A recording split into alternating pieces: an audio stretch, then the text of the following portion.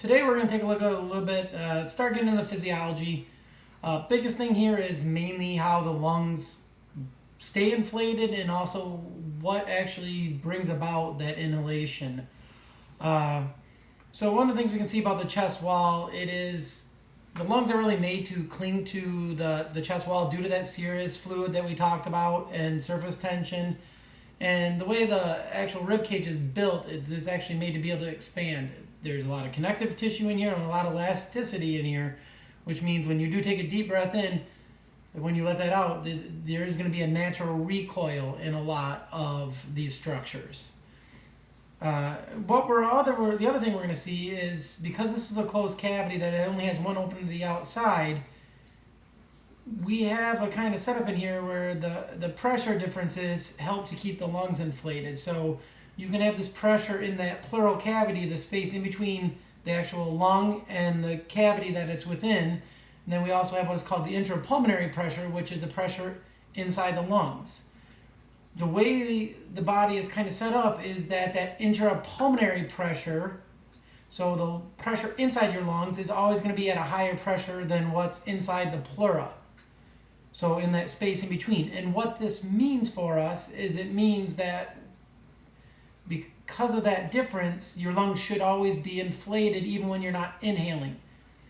Like it says there, if the pressure becomes equal or the pressure in that intrapleural space becomes more than what's inside the lungs, that is going to collapse or deflate the lung. And this kind of shows you this difference right here. They do everything in millimeters of mercury. I know it's not a great value to kind of work with. Nobody really knows what a millimeter of mercury is. But you can see on this one here that if you're looking there, you can see that it says intrapleural pressure is 756. And this is at sea level. This is always kind of everything at sea level. If you're at higher altitude or lower altitude, these values are going to change. But what you are going to generally see is the difference between the intrapleural pressure, that 756 at sea level, and the atmospheric pressure inside the lungs, the 760. You can see that the intrapulmonary pressure is always a little bit higher than the intrapleural pressure. This keeps the lungs open. Obviously, if we go further below sea level, these numbers are going to get a little bit bigger. The 760 would be higher, and the 756 is going to also be higher, but still about 4 millimeters of mercury less. When things can become an issue is if things happen to alter that pressure. So pneumothorax, pneumo means air, and in the thorax, air in the chest, what it's saying. In that case, what can happen is you get some type of air leak getting into here. My youngest son, when he was born, had some of his alveoli burst, and he had a small pneumothorax on his left lung.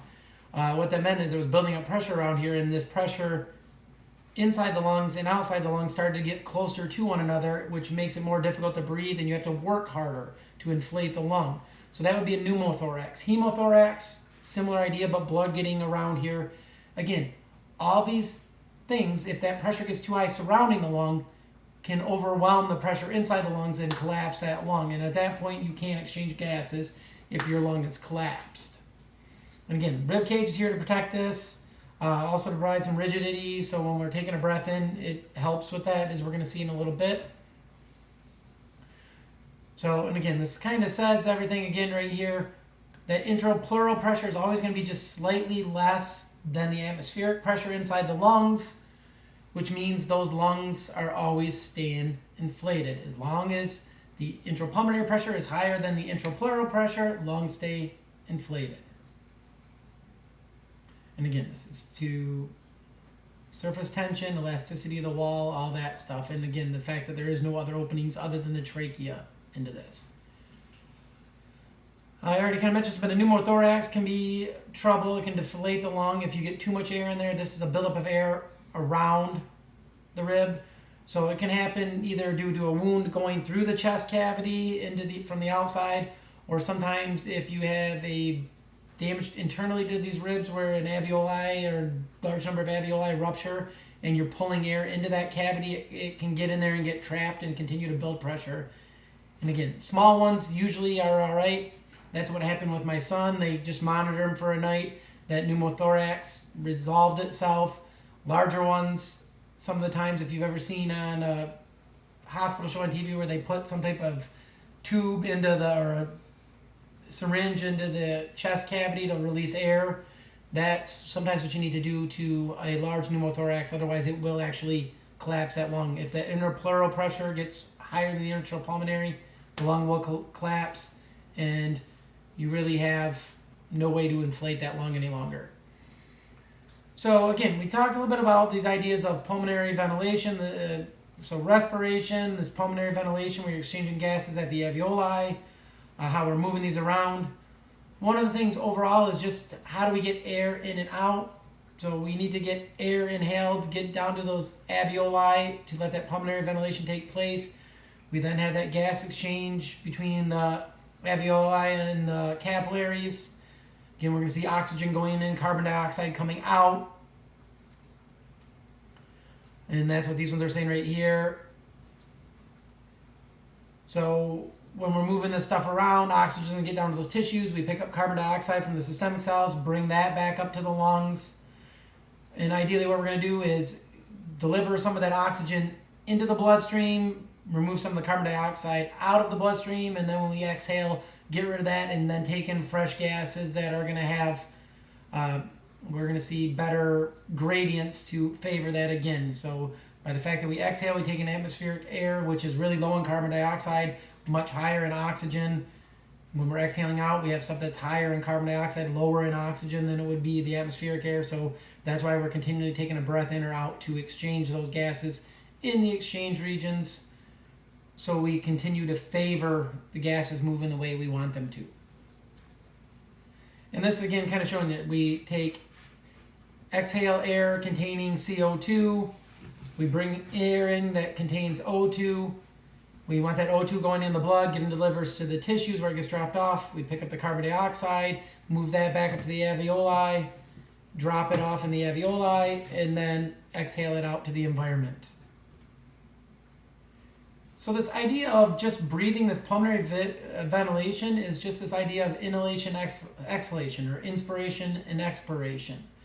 We're going to see there is a couple different types. There you have what you call quiet breathing, just that normal rhythmic breathing that you do a lot of times without thinking about it.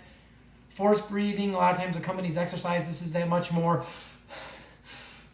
where you're doing a little bit of both. And we're going to see quiet breathing is actually only, for the most part, active on the inhalation. We're doing some muscle contraction for that. And on the exhalation, it's actually going to be a lot of elastic recoil of the system here. Where forced breathing, it's actually active a little bit on both the inhalation and the exhalation. So we're going to be forcing that air out to move this stuff a little bit faster. Again, one of the things that always seems a little bit tough for people to realize is we need a pressure gradient for this air to flow. A lot of times when you say, like even stuff here, sucking air, you start to think it seems more like a vacuum cleaner that we're actually drawing this in. What we're doing is there's a particular air pressure on the outside. We are creating a gradient, so the pressure on the outside of the lungs is higher than the pressure on the inside of the lungs, and then the air is going to flow with that pressure gradient into the lungs. Again, there's two ways to do that. One, you could somehow increase atmospheric pressure. That's positive ventilation. If you put somebody on a respirator, that is what they're doing. For us, normally just being outside or in the house or something else like this, there's no way to force more air into your lungs here by increasing the pressure out here. So what we need to do in most cases is decrease the pressure inside the lungs, that negative ventilation. And we're going to see we do that by our breathing muscles and what's going on there. And again, a lot of our structures are going to help with this. So again, we have a number of different muscles here. We have muscles of quiet breathing, mainly the diaphragm and a few other ones.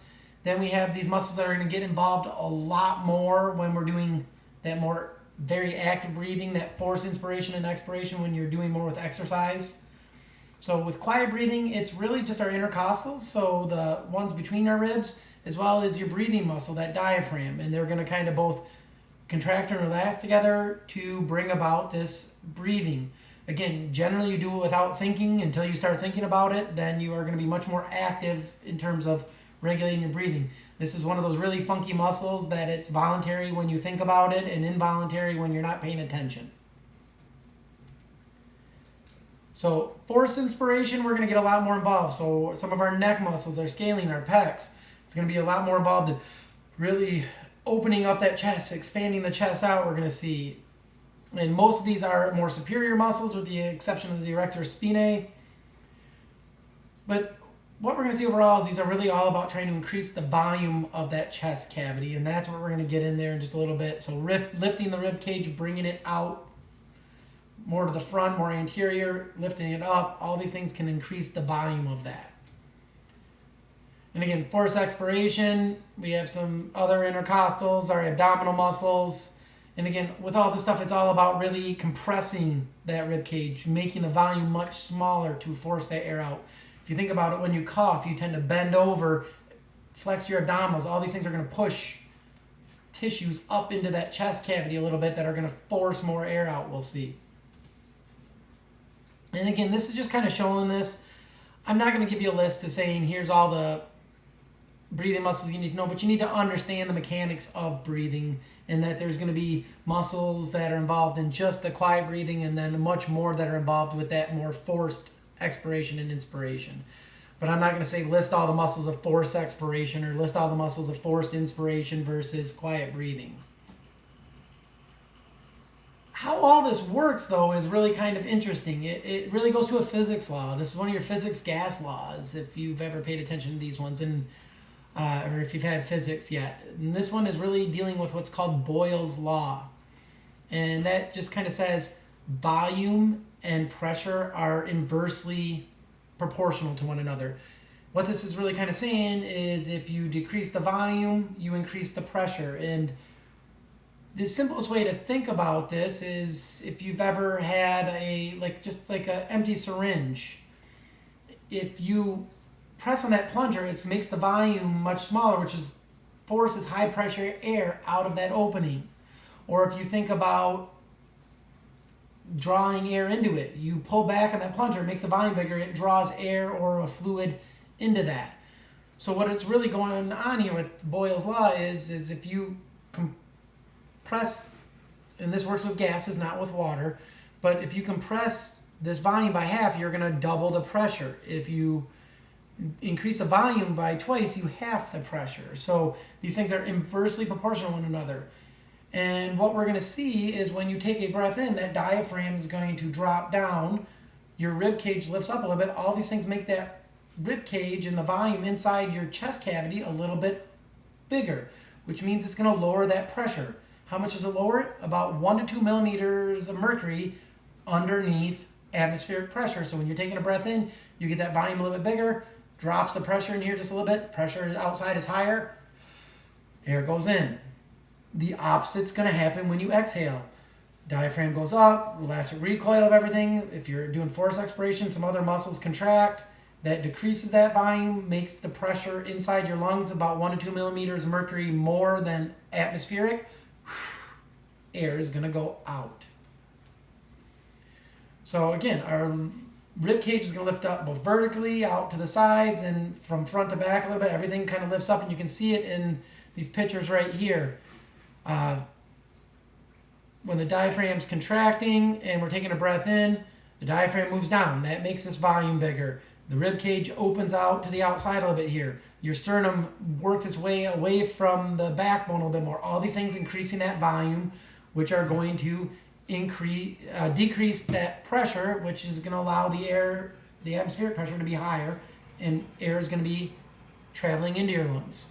On the exhale, everything happens to the opposite. We have the diaphragm moving up, decreases the volume, rib cage going in, sternum dropping down. All these things are going to decrease that volume, which increases the pressure in here. Just above that of atmospheric, air is going to go out. And again, it's always trying to balance out these gradients. By increasing the volume, we lower the pressure, draw air in. By increasing the pressure above atmospheric, we force air out. So as a gradient exists, if there's a difference in that pressure, air is going to move across it to equalize it. We are using this principle in order to have air flow in and out of our lungs by decreasing the pressure enough to get atmospheric pressure to be higher and have air go in, or increasing intrapulmonary pressure enough that it's above atmospheric to have air pressure going out. If you're not moving air in or out, so if I just pause for a second and go, they are balanced when I was holding my breath there. The intrapulmonary and the atmospheric pressure are equal, no air is moving because the gradients are balanced. And again, this is just kind of showing you this idea. By making the volume bigger on here, we decrease the pressure, higher pressure here than here, air flows in. When we decrease the volume, gets the pressure higher here, increased pressure means there's a gradient now for the air to travel out. Normally, at sea level, atmospheric pressure is 760 millimeters of mercury, or 14.7 psi if you really wanted to know on that one. And again, what we are really doing we don't change atmospheric pressure when we're breathing, but what we are doing is changing our intrapulmonary pressure and getting it to just below 760 when we're having air flow in, and just above 760 when we're having air flow back out. This is also part of the reason when you get at higher altitudes, there's less atmosphere, means there's less pressure, which is going to make sometimes creating these gradients a little bit more difficult. And we're going to see it also plays a role in other parts of it that we will talk about in the next show of this. So we have this volume in there, the intrapulmonary pressure, like I said, it is going to fluctuate up and down with breathing. It's either going to be slightly higher, slightly lower, or equal to that pressure. Generally, when we're taking a breath in or out, it's going to be either slightly above or slightly below atmospheric. But by the time we finish an inhalation, at that point it was equal. At that point, it's also equal when you finish your exhalation. And again, it's all about changing those volumes in there. Prior to inspiration, that intrapulmonary pressure is just a little bit lower. So intrapulmonary pressure and atmospheric pressure are both at 460. Intrapleural is slightly lower. The diaphragm contracts. It increases the volume, drops the pressure. And you can see where the diaphragm comes in, where the intercostals come in terms of how much of the volume that they're doing. Not super worried about that. But what that means is you drop that pleural cavity volume, the volume increases, which drops the pressure, which makes that intrapulmonary pressure drop from 760, which was equal to atmospheric, to just below, which means air is going to travel into the lungs. Again, with normal quiet breathing, that's going to be about a half a liter of air traveling in. And again, this kind of shows it right here. Before an inhalation, 760 in the alveolar pressure, that 756, that is that intrapleural pressure. When we increase the volume here, the pressure outside drops a little bit. It drops the pressure inside the lungs, that alveolar pressure a little bit, which means this air pressure is now higher than what's in here. Air flows in. Expiration is just the opposite. Everything relaxes. You get that increase in pressure. The pleural cavity pressure is going to increase. The alveolar pressure increases because of that loss of volume and increase of pressure. We get that intrapulmonary pressure to be just above 760 to 761, which means it's higher than atmospheric, and air is going to go out. And again, that's again about half a liter on that. And this kind of shows the idea right here. When the diaphragm and everything moves, it creates the pressure difference. Air travels in. When it relaxes, it's going to go back out. And again, with normal quiet breathing, that breathing out is really just a relaxation of its elastic recoil, relaxation of the diaphragm, surface tension, all this stuff kind of helping to have that get a little bit smaller and increase the pressure above that of atmospheric. And again, kind of showing you what's active and what's not. So inspiration during quiet breathing is the active one here. Air is moving into the lungs because we create lower pressure than atmospheric. When everything relaxes here, that's a more passive thing and quiet breathing, but the volume decreases, which means the pressure increases. Air moves out of the lungs because we get the pressure inside the lungs slightly above that of atmospheric. When we get involved with forced breathing, we can move more air, and that's because we're leading to bigger volume changes and therefore bigger pressure changes. If we significantly change the the volume of the lungs, we significantly change the pressure of the lungs. What this means is we can move more air because of that. And what we'll see in the next time is now what actually is going to be forcing this pressure change, not forcing the pressure changes, but what actually causes the diffusion of these gases to happen. And we're going to see it's related to this atmospheric pressure as well as a few other things. And like I said, to me, kind of some really interesting physiology with that one.